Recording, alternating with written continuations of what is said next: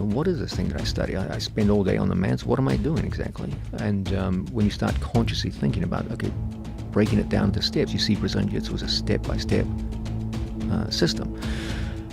My question was, can I go further than that? If Jiu-Jitsu is a simple, single system, what about if you divided Jiu-Jitsu up into niche areas? And instead of having one overall system, you had an overall system with many subsystems within it. So you had a leg system, a back system, a front headlock system, a Kimura system.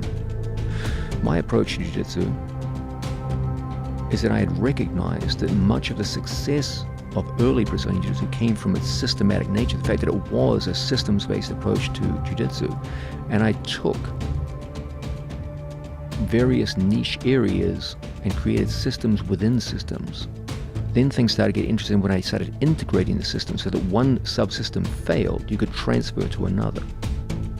That meant that my students could put opponents who had trained much, much longer than they had into a niche area, which my students had so much knowledge of, so much training in that isolated niche domain, that they could take someone who had trained 3-4 times longer than themselves and have more knowledge in that one domain than their much more experienced opponent did. And so what you saw with the squad was incredibly speedy progress, where they were getting wins against people who had trained 2-3 times longer than they had.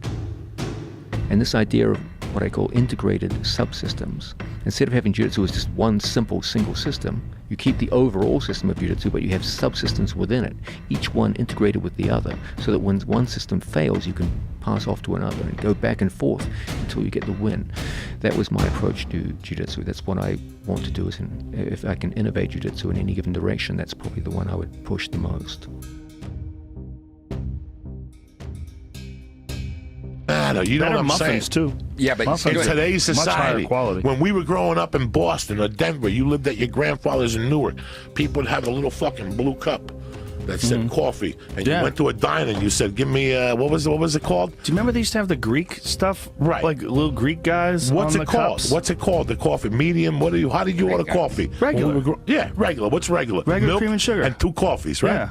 Or 2 regular. sugars. Now look what we have, but we didn't carry the coffee cups like a Budweiser. It's like when you go out at night, you take a picture with somebody. What do they always got in their hand? Put the fucking beer down. But nobody could put the beer down. God forbid they don't party out.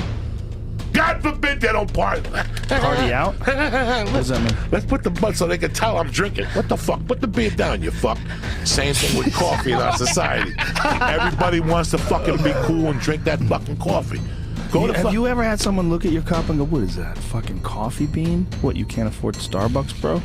yo, step up to Starbucks. But why would you wait Dunkin' Donuts, bro? Why would you wait on that line when 7-Eleven got the same fucking coffee? No, it doesn't. No, it It's doesn't. that same, listen, that Brazilian bowl will keep you up for 3 days. That's what ISIS drinks. Don't tell me my fucking business. We think ISIS drinks fucking take coffee? Fuck you. They drink fucking Brazil.